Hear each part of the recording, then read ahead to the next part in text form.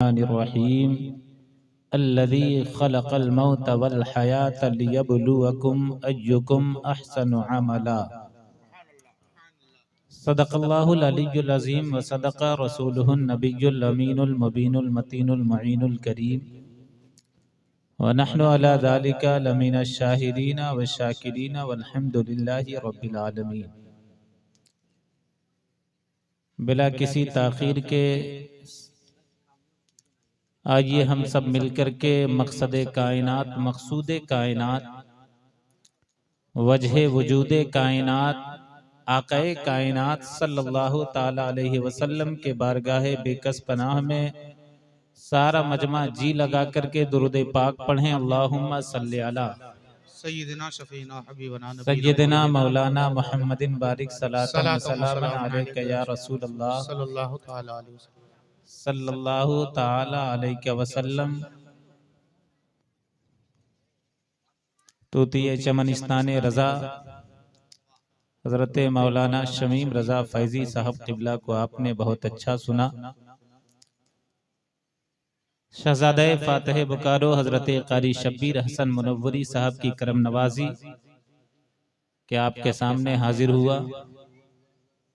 मेरे बाद इंशाअल्लाहुल अज़ीज़ बिला किसी ताख़ीर के वो रौनक़े माइक होंगे। कुछ बातें आपके समाअतों के दस्तरखान पे रखूंगा। मुझे उम्मीद है कि आप कमा हक़्क़हू सुनने की कोशिश करेंगे। बिला किसी ताख़ीर के एक मर्तबा सारे लोग अपने दोनों हाथों को उठा के कहें, या रसूल अल्लाह, या हबीब अल्लाह, या नबी अल्लाह।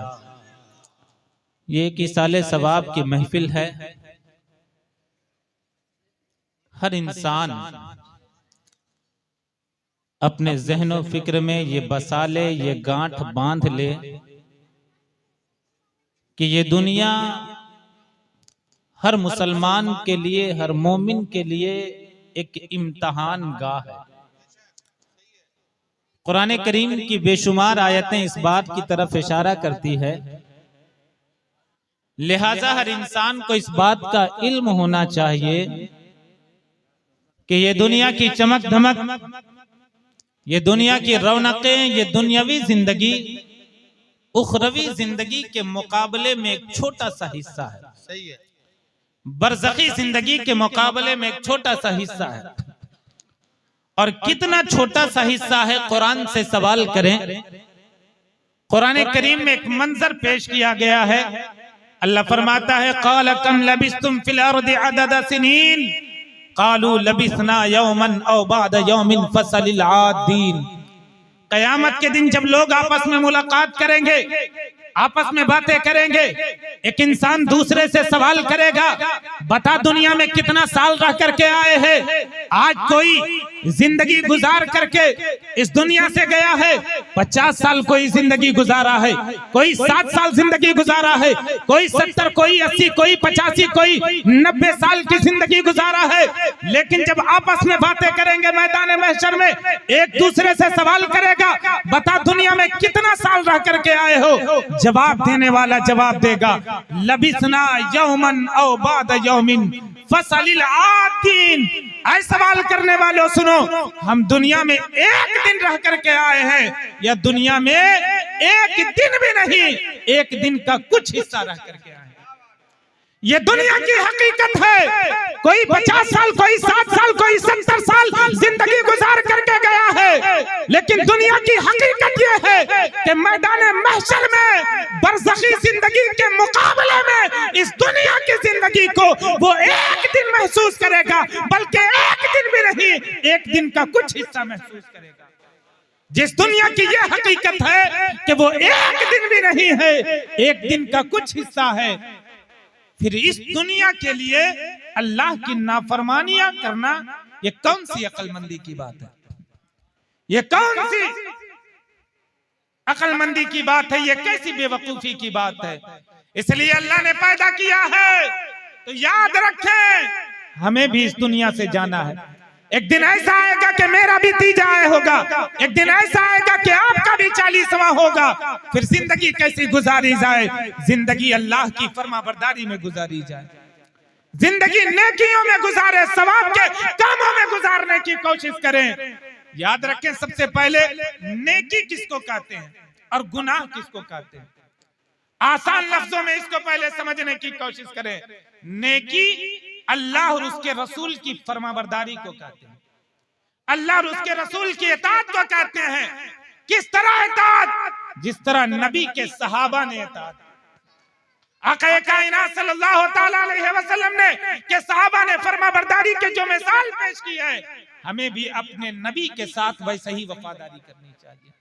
ग़ज़वा बद्र का एक वाक़या है, आका कायनात सल्लल्लाहु ताला अलैहि वसल्लम ने सहाबा को हुक्म दिया, मेरे सहाबा चलो निकलना है दुश्मनों के मुकाबले में। सहाबा निकल पड़े, दुश्मन सामने सुपर पावर है, अल्लाहू अकबर। सहाबा की तादाद भी कम है, दुश्मनों के सामने हथियार है, सहाबा के पास सही से हथियार भी नहीं है, तलवार की कमी, हथियार की कमी, सब कुछ की कमी है। लेकिन हुक्म सरकार का था, सहाबा के दिमाग में ये बात थी कि सरकार ने हुक्म दिया है। सहाबा निकल पड़े।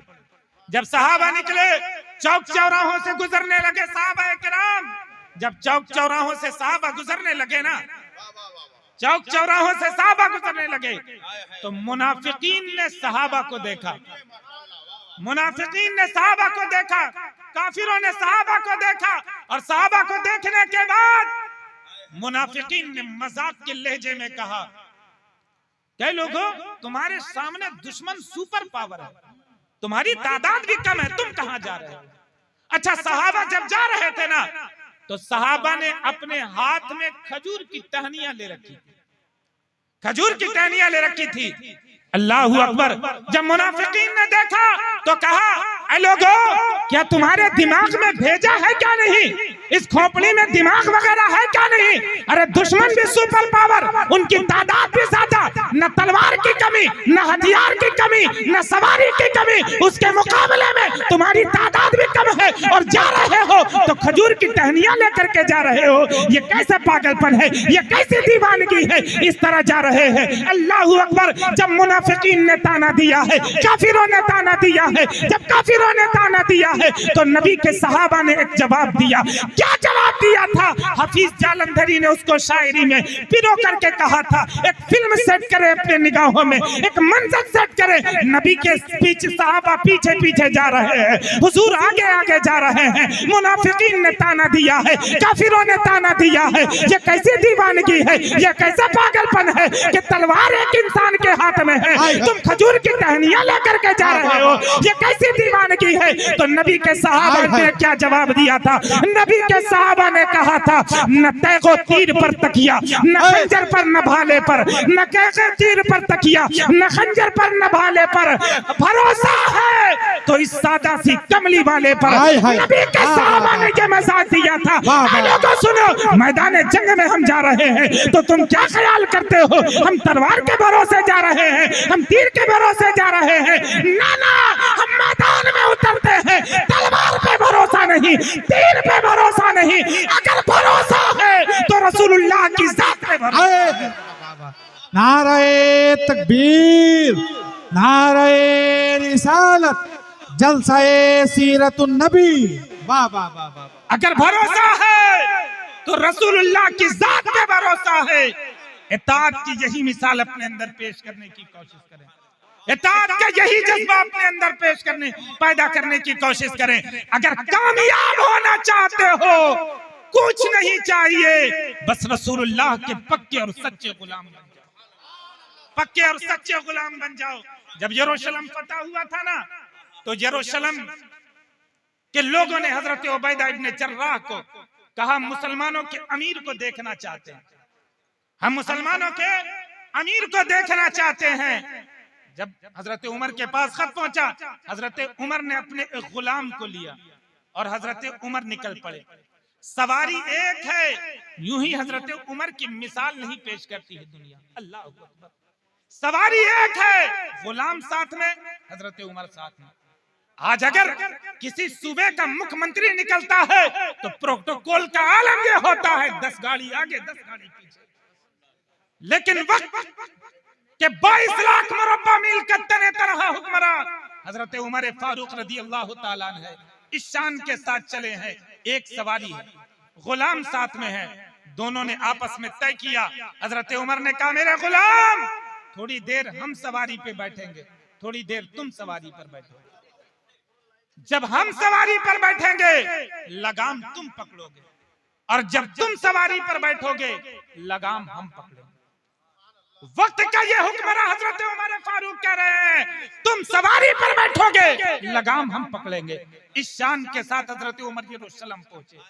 इत्तेफाक की बात है जब यरूशलेम पहुंचने वाले होते हैं तो उस वक्त सवारी पर बैठने की बारी गुलाम की होती है, गुलाम की होती है। गुलाम ने कहा हुजूर आप सवारी पर बैठ जाएं। इस तरह दुश्मनों के दिलों में हमारा खौफ पैदा होगा, दुश्मनों के दिलों में हमारा खौफ पैदा होगा। हजरत उमर ने कहा मेरे गुलाम इस वक्त मेरी निगाहों में दुश्मनों के दिलों में खौफ पैदा करना नहीं बल्कि रसूलुल्लाह की सुन्नत हमारी निगाहों में, रसूलुल्लाह का हुक्म हमारे निगाहों में है। हमें दुश्मनों के दिलों में खौफ नहीं पैदा करना है, अपने गुलाम के साथ हमें इंसाफ करना है।